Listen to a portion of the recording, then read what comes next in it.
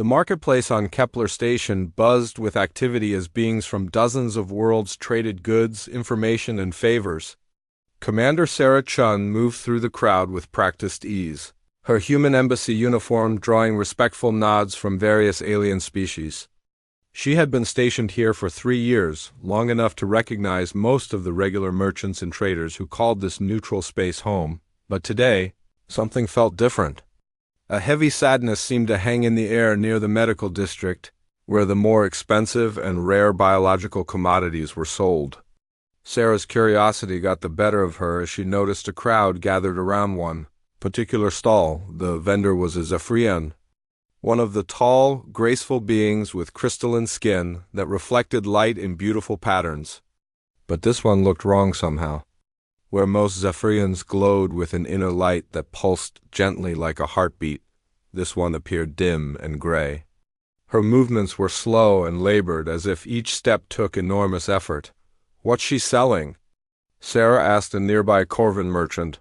Keeping her voice low, the reptilian trader's scales shifted to a darker shade, which Sarah had learned indicated discomfort or sadness in his species. "Her heart," he whispered back. Zephyrian hearts are incredibly valuable for medical research. They can regenerate damaged tissue in almost any species. But to remove it— He trailed off, shaking his head. Sarah felt a chill run down her spine. She's selling her own heart? But wouldn't that kill her? Zephyrians can survive without their hearts for a short time, maybe a few months, the Corvan explained. But they become weak, unable to feel emotions properly, and eventually they just fade away. It's a terrible way to exist. The crowd around the Zephyrian's stall grew larger as word spread about the rare organ for sale. Sarah could hear the bidding starting, voices calling out astronomical amounts of credits. The Zephyrian female stood silently behind her stall, her dim eyes staring at something far away. Sarah pushed through the crowd to get closer. Now she could see the stall's display more clearly. Behind a containment field sat a beautiful crystalline organ about the size of a human heart, but it pulsed with rainbow colors and seemed to contain tiny stars. Even in its container, separated from its owner, the heart was magnificent. 12 million credits. Someone shouted from the back of the crowd. 15 million, came another voice. The Zephyrian didn't react to the bids. She just stood there, looking lost and empty. Sarah noticed something else that made her stomach turn. The woman wasn't alone. 2 smaller figures huddled behind her, partially hidden by her robes. Children, young Zephyrians who barely reached their mother's waist. Their own inner light flickering weakly. Sarah's training kicked in, and she began to piece together what might be happening here. Zephyrian children were known to share a biological connection with their parents until they reached maturity. If something happened to damage that connection, both parent and children could suffer. She stepped closer to the stall, ignoring the ongoing auction around her. The Zephyrian woman finally noticed her approach, and their eyes met. In those alien features, Sarah saw something universally recognizable: desperation, love, and the terrible sadness of a mother who had made an impossible choice. "Why?" Sarah asked simply. The Zephyrian blinked slowly, surprised by the direct question. When she spoke, her voice was like wind chimes in a gentle breeze, but filled with exhaustion. "My daughters were poisoned by industrial waste on our homeworld. The toxins damaged their developing cardiovascular systems. Without treatment, they will die within the year." Sarah glanced at the 2 small figures behind their mother. Now she could see they weren't just young, they were sick. Their crystalline skin had dark veins running through it, and their inner light was clearly struggling to maintain its glow. "The treatment exists," the mother continued, "but it costs 18 million credits. My heart is the only thing I own valuable enough to save them. 20 million credits." The auction had reached a fever pitch behind them. Sarah's mind raced. The math was cruel and simple. The mother's heart was worth enough to save her children, but selling it would eventually kill her. The children would live, but they would grow up without their mother. It was a choice no parent should ever have to make. "What's your name?" Sarah asked. "Lirena," the Zephyrian replied. "And these are my daughters, Arya and Celestin." The two children peered out from behind their mother's robes. Despite their illness, Sarah could see they were beautiful, with the same graceful features as their mother and eyes that held wisdom beyond their years. 25 million credits. Final offer. The voice belonged to a Vulcaran medical conglomerate representative, known throughout the galaxy for their aggressive business practices and willingness to exploit desperate beings. Lorena closed her eyes and nodded slowly. Sold, she whispered. The crowd began to disperse as credits were transferred and paperwork began.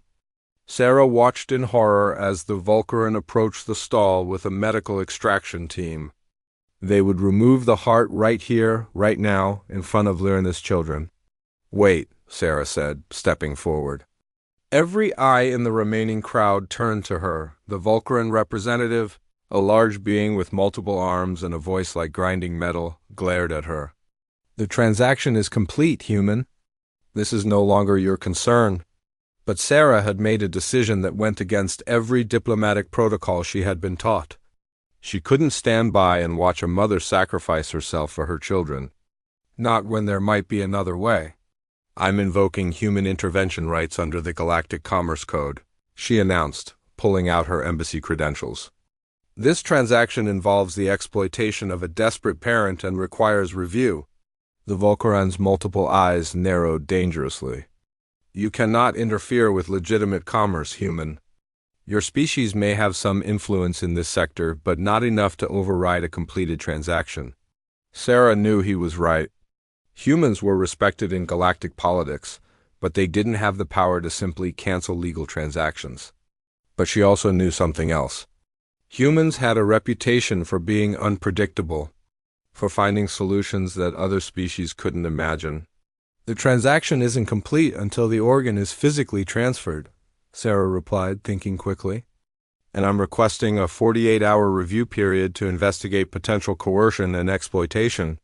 Lorena looked at Sarah with confusion and growing hope. What are you doing? Something probably stupid, Sarah admitted. But I can't watch a mother die for her children without trying to find another way. The Vulcaran medical team hesitated, looking to their representative for guidance. The representative was clearly furious, but Sarah's credentials were legitimate, and humans were known for having powerful allies throughout the galaxy. 48 hours, the Vulcaran said finally. But after that, the heart is ours, and any interference will be reported to the Galactic Commerce Authority. As the crowd finally dispersed, Sarah found herself standing alone with Lorena and her daughters. The Zephyrian woman was studying her with an expression Sarah couldn't quite read. Why would you do this? Lorena asked. You don't know us. My daughters' lives mean nothing to your species. Sarah thought about how to answer. She could talk about human values, about their belief that every life had worth regardless of species. She could mention the human tendency to interfere when they saw injustice. But instead, she found herself speaking from the heart. Because you're a mother, Sarah said simply. And every mother deserves better than having to choose between her life and her children's lives. Arya, the younger daughter, tugged on her mother's robes. Is the human lady going to help us? She asked in a voice like tiny bells. Lorena's dim eyes filled with something Sarah hadn't seen there before. Hope. I don't know how yet, Sarah admitted. But I'm going to try. As they talked, Sarah learned more about their situation. Lorena had been a respected engineer on their homeworld before the industrial accident that poisoned her daughters. She had sold everything she owned, taken every loan available, and even accepted charity from friends and family. But it still wasn't enough. The heart was truly her last resort. The treatment her daughters needed was complex and expensive. It required a specific type of nanobotic therapy that could only be performed at one facility in this sector of the galaxy. The 18 million credit cost wasn't just for the treatment itself, but also for the rare materials needed and the specialized medical team required. Sarah spent the rest of the day making calls back to the human embassy, researching Zephyrian biology and trying to understand exactly what they were dealing with. What she learned made her even more determined to find a solution. Zephyrian hearts weren't just organs. They were the center of their emotional and spiritual life. A Zephyrian without their heart didn't just become physically weak, they lost their ability to feel love, joy, hope, or any of the emotions that made life worth living. Lyrina wouldn't just die without her heart. She would spend her remaining months as an empty shell, unable to feel the love for her daughters that had driven her to this desperate act in the first place. That evening, Sarah returned to the marketplace to find Lorena and her daughters huddled together in a small alcove, sharing a meager meal. They had nowhere else to go, having spent their last credits on passage. Sarah found Lorena in the same alcove where she had left her the night before, but this time the Zephyrian mother was alone. Panic immediately gripped Sarah's chest. "Where are your daughters?" she asked, trying to keep the worry out of her voice. "The medical center has a small children's ward where sick younglings can rest," Lorena explained, her dim form seeming even more faded than before. "They're safe there, but they're getting weaker each day without treatment." She didn't finish the sentence. Sarah sat down beside her, noting how the other beings in the marketplace gave them a wide berth. Word had spread about the human who had interfered with the Vulcaran deal, and most people didn't want to get involved in what could become a diplomatic incident. "I've been researching the company that bought your heart," Sarah began carefully, "and I've discovered some things that might help us." Lorena turned her crystalline head towards Sarah, and for the first time since they had met, there was genuine curiosity in her voice. "What kind of things?" Sarah pulled out her datapad and showed Lorena the information she had gathered. Vulcaran Medical Enterprises has a pattern of acquiring rare biological materials under questionable circumstances. But more importantly, they have a very specific business practice that we might be able to use against them. She scrolled through the financial records she had accessed through her embassy credentials. "Look at this. Every single acquisition they make, they immediately resell for at least double the purchase price. Your heart, which they bought for $25 million, will probably be sold within a week for $50 million or more." "But how does that help us?" Lorena asked. "They still own my heart legally." Sarah's eyes gleamed with the kind of determination that had made humans famous throughout the galaxy for achieving the impossible. "Because they haven't actually paid for it yet." She showed Lorena the transaction details. Galactic commerce law requires full payment within 72 hours of agreement. They've only put down a deposit of 5 million credits. The remaining 20 million isn't due until tomorrow at noon. Lorena stared at the data, trying to understand what Sarah was suggesting. "Are you saying they don't actually own my heart yet?" "Exactly," Sarah said. "And here's the interesting part. If they can't complete the payment for any reason, the transaction automatically cancels and you're free to sell to someone else." "But they have the money," Lorena pointed out. "They're one of the largest medical companies in this sector." Sarah smiled, and it wasn't entirely a nice smile. "They have the money, but they might not be able to access it if certain complications arise." Over the next hour, Sarah explained her plan. It was complex, risky, and would require perfect timing. But it was also exactly the kind of creative problem-solving that humans had become. Known for throughout the galaxy, the Vulcaran medical enterprises had grown so large and successful by cutting corners and exploiting legal loopholes. But their rapid expansion had also made them vulnerable in ways they had never anticipated. Sarah had discovered that their entire operation in this sector depended on a series of automated financial transfers that occurred every 72 hours. Their business model requires constant cash flow, Sarah explained. They buy biological materials, process them quickly, and resell them. But they've leveraged themselves so heavily that any disruption in their payment, CHED, could trigger automatic holds on their accounts. Lorena was beginning to understand, but she still looked skeptical. "How could you disrupt their payments? You're one human diplomat on a space station." Sarah's smile widened. "Because humans have made some very good friends over the years, and we have a reputation for keeping our promises." She contacted her first ally, a Corvan financial investigator named Zek, who had worked with the human embassy on previous cases. Sarah had helped him recover stolen cultural artifacts from his homeworld 2 years earlier, and he owed her a favor. Zek, I need you to file a formal financial irregularity report on Vulcaran Medical Enterprises, Sarah said over the secure communication channel, specifically regarding their acquisition practices in the biological materials market. The reptilian scales shifted to an amused green color. Sarah, my friend, you know such a report would automatically freeze their assets pending investigation? For how long? Sarah asked innocently. At least 24 hours, possibly longer if irregularities are found. And knowing Vulcaran's business practices, Zek made a sound that was the Korvan equivalent of laughter. There will definitely be irregularities. Sarah's second call was to a crystalline administrator named Vex, who managed shipping regulations for the station. Humans had helped the crystallines negotiate better trade agreements with several major powers, earning their lasting gratitude. Vex, I need a priority inspection of all Vulcaran Medical Enterprises shipments currently on Kepler Station, Sarah requested. I have reason to believe they may be transporting biological materials without proper documentation. The crystalline's response came as a series of harmonic tones that translated as excitement. A full inspection would require all their operations to halt until completion. For a company their size, this could take considerable time. Sarah's third call was to Commander Torres, a human military officer stationed in the nearby Proxima system.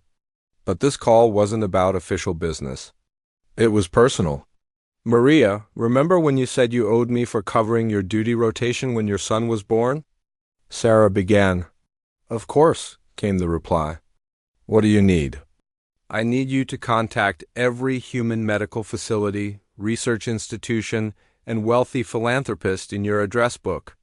Tell them about a Zephyrian mother who's selling her heart to save her children's lives. There was a pause before Maria responded. That's not asking for a favor, Sarah. That's asking me to start a crusade. I know, Sarah said quietly. But will you do it? Send me the details, Maria replied without hesitation. I'll have this information in front of every major decision-maker in human space within 6 hours. As Sarah made her calls, Lorena watched with growing amazement. She had lived among many different species in her life, but she had never seen anything like the network of relationships and mutual obligations that Sarah was activating with a few simple requests. Do humans always help each other like this? Lorena asked when Sarah finished her communications. When it matters, Sarah replied. And this matters. But Sarah knew that even if all her plans worked perfectly, they would only buy time. The real challenge was still ahead of them. Even if they prevented the Vulcaran company from completing their purchase, Lorena still needed 18 million credits to save her daughters. The next few hours passed in a whirlwind of activity. Reports came in that Vulcaran's financial accounts had been frozen pending investigation. Their shipping operations on Kepler Station had been shut down for comprehensive inspection. And perhaps most importantly, word about Lorena's situation was spreading through human space like wildfire. Sarah's datapad began receiving messages from across the galaxy. A human colony in the Centauri system wanted to contribute to a medical fund. A group of human researchers who had been saved by Zephyrian medical knowledge during a plague outbreak were organizing donations. Even individual humans who had simply heard the story were sending what credits they could spare, but as the deadline approached, the total was still far short of what they needed. 12 million credits had been raised, which was incredible but not enough. With 6 hours remaining until the Vulcaran payment was due, Sarah received a communication that changed everything. It came from an unexpected source, Dr. Yuki Tanaka, the director of human medical research for the entire galaxy. Commander Chun, Dr. Tanaka's voice came through clearly despite being transmitted across several star systems. I understand you're involved in a situation regarding Zephyrian cardiac biology? Yes, ma'am, Sarah replied, wondering how word had reached someone at Dr. Tanaka's level so quickly. I'm sending you classified research data that might interest you, Dr. Tanaka continued. 3 years ago, a Zephyrian physician saved the life of my daughter during a medical emergency on Europa Station. The technique he used was something our species had never encountered before. We've been trying to understand and replicate it ever since. Sarah's datapad chimed as the files arrived. As she read through them, her eyes widened in shock. Are you saying that Zephyrian cardiac biology holds the key to regenerative medicine for multiple species? Sarah asked. Not just the key, Dr. Tanaka replied. The complete solution.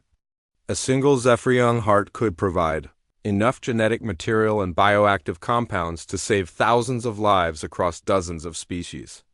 But only if we can study it with the donor's cooperation and without damaging the original organ. Sarah's mind raced as she processed this information. You're saying that Lirina's heart is worth far more than 25 million credits? Conservatively, the medical applications we could develop would be worth billions, Dr. Tanaka confirmed. But only with willing cooperation from a living donor. A dead organ, or one removed against the donor's will, would be scientifically worthless for our purposes. Sarah looked at Lorena, who had been listening to the conversation with growing confusion and hope. Double quotes, Dr. Tanaka, what exactly are you proposing?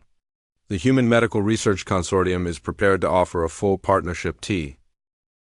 The medical bay of Kepler Station had never seen anything quite like what was happening. Dr. Elena Vasquez, the chief medical officer, worked alongside two Zephyrian physicians and a team of human specialists, who had arrived just hours earlier on the fastest ship the Human Medical Research Consortium could charter. Sarah stood beside Lorena as they watched the delicate procedure to reconnect her heart. The crystalline organ sat in a specialized containment field, its rainbow patterns pulsing steadily as it awaited return to its rightful owner. Are you nervous? Sarah asked quietly. Lorena's dim form seemed to flicker with anticipation. I have been incomplete for so long, I had forgotten what it felt like to be whole, she replied. But also, yes, I am nervous that this is too good to be true. Dr. Vasquez looked up from her instruments. The reintegration process for a Zephyrian heart is unlike anything we've done before, she explained to the assembled group. But thanks to the research data Dr. Tanaka provided, and the expertise of our Zephyrian colleagues, we believe the procedure has an excellent chance of success. One of the Zephyrian doctors, an elderly male whose crystalline skin held deep wisdom in its patterns, stepped forward. The heart remembers its home, he said in the musical language of his people.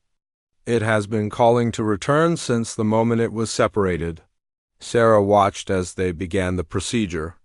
Unlike human surgery, this was as much about spiritual and emotional reconnection as it was about physical reattachment. The Zephyrian doctors sang in harmonic frequencies that seemed to resonate with both Lorena and her heart. The crystalline organ began to pulse more brightly as they brought it closer to its owner. In another room, Arya and Celestine were receiving their own treatment. The nanobots that would repair their poisoned systems had been funded by the emergency medical account that Dr. Tanaka had authorized. But more than that, they were being administered by some of the finest pediatric specialists in human space, who had volunteered their time to be part of something they all recognized as historic. Lorena, Dr. Vasquez said softly, we're ready to begin the final stage. Are you prepared? The Zephyrian mother nodded, her dim form steady, despite everything she had been through. I have been ready since the moment I gave up my heart for my daughters. What happened next would be talked about in medical circles for decades to come. As the heart was placed back into its position within Lorena's chest, light began to flow through her crystalline skin like sunrise after a long night. The rainbow patterns that had been absent spread from her core outward, bringing color and life back to every part of her being. But more than that, the moment her heart settled back into place, Lorena's face transformed. Where there had been the empty expression of someone who could not feel emotions properly, now there was joy, relief, love, and overwhelming gratitude all at once. I can feel them, she whispered, tears of pure light streaming down her face. I can feel my daughters' hearts beating. I can feel their love. I can feel ... a thing. The Zephyrian doctors sang in celebration as the reconnection completed successfully. But the human medical team was taking notes on everything, documenting each step of a procedure they might need to perform again. Someday, Dr. Vasquez ran the final scans and smiled broadly. "Cardiovascular function is perfect," she announced. "Neural pathways are reconnecting rapidly." "Lirna, how do you feel?" The Zephyrian woman stood up from the medical table and took her first breath as a complete being in weeks. The light that pulsed through her skin was brighter than Sarah had ever seen in any of her species. "I feel alive," Lirna said simply. "Truly alive." But their celebration was interrupted by an urgent communication from station security. The Vulcaran representative had returned with a team of corporate lawyers and was demanding access to what he still claimed was their property. They're threatening legal action against the station, the human embassy, and everyone involved in what they're calling theft of purchased goods. The security chief reported. Sarah sighed. She had hoped the Vulcarans would accept their loss and move on. But apparently they weren't ready to give up 25 million credits without a fight. "Let me handle this," Dr. Tanaka's voice came through the communication system. She had remained connected throughout the entire procedure. "Patch me through to their legal team." The main screen in the medical bay lit up with Dr. Tanaka's image as she addressed the Vulcaran lawyers directly. "Gentlemen, I am Dr. Yuki Tanaka, Director of Human Medical Research. I understand you believe you have a claim on the Zephyrian cardiac organ currently in the possession of its original owner." The lead Vulcaran lawyer, an imposing figure with the multiple arms typical of his species, responded aggressively. "The organ was legally purchased by our client. The circumstances of payment delay do not invalidate the original contract." Dr. Tanaka smiled pleasantly. "Actually, they do.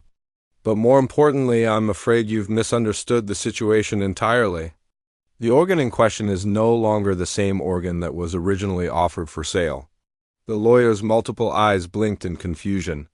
"What do you mean?" "When a Zephyrian heart is removed from its owner, it begins to deteriorate immediately," Dr. Tanaka explained with scientific precision. "The organ you contracted to purchase 3 days ago no longer exists. What is now in Lirna's possession is a regenerated heart, created through a medical procedure developed jointly by human and Zephyrian physicians."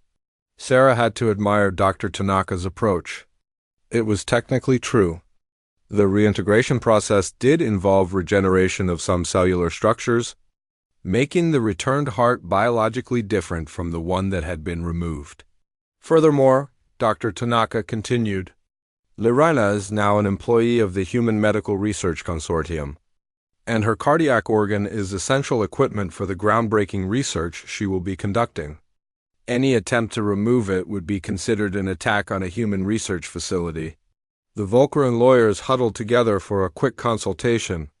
Sarah could see them calculating whether pursuing this case was worth the potential diplomatic incident with humanity. "This is not over," the lead lawyer said finally. "We will be filing a complaint with the Galactic Commerce Authority." "You're welcome to do so," Dr. Tanaka replied calmly. "I look forward to explaining to the authority how your company attempted to acquire critical medical research materials through the exploitation of a desperate mother." The communication ended, and Sarah felt a wave of relief wash over her. The Vulcarans would probably continue to make legal noise for a while, but they had lost the moral high ground, and they knew it. 2 hours later, Sarah found herself in the children's ward watching something beautiful. Arya and Celestin had completed their nanobotic treatment, and the dark veins that had been spreading through their crystalline skin were fading away. More importantly, their inner light was growing brighter by the hour. Lirena sat between them, holding both her daughters close. For the first time since Sarah had met them, they looked like a normal family. A healthy, happy, complete family. "The doctors say the treatment was completely successful," Lirena told Sarah. "The nanobots have repaired all the damage and created immunity to the toxins that poisoned them. My daughters will grow up healthy and strong." Arya, the younger daughter, looked up at Sarah with eyes that sparkled with renewed health. "Mama says you saved our family. But Mama also says you're the one who taught her that mothers shouldn't have to choose between their own lives and their children's lives." Sarah knelt down to Arya's level. Your mama is a very brave person. She was willing to give up everything to save you and your sister. I just helped her find a way to save everyone. But why? Celestin asked. We're not even your species. Why would humans care what happened to us? It was a question Sarah had been asking herself throughout this entire experience. What was it about humans that made them willing to interfere, to take risks, to fight for people they barely knew? Because that's what families do, Sarah said finally. And I think humans believe that anyone who loves their children the way your mother loves you is family, no matter what species they belong to. Lyrana's crystalline features shifted into an expression of deep understanding. Is that why humans are so respected throughout the galaxy? Because you treat everyone like family? Sarah thought about it. Humans were known for many things in galactic society. They were considered innovative, stubborn, unpredictable, and sometimes recklessly brave. But maybe their real reputation was simpler than that. We have a saying, Sarah told them. No one left behind. It doesn't matter if you're human or not. If you need help, if you're in trouble, if you're facing something impossible, humans will find a way to help you. That's just who we are. Dr. Vasquez approached them with a tablet containing the final medical reports. Lyrana, I have some additional good news. The research partnership with humanity isn't just going to help other species. The genetic information we can gather from your willing participation will allow us to develop treatments for Zephyrian medical conditions that have been considered incurable for centuries. She showed them holographic models of potential treatments. Heart defects, respiratory disorders, even the industrial poisoning that affected your daughters. We could develop preventive treatments that would protect your entire species from these conditions. Liren,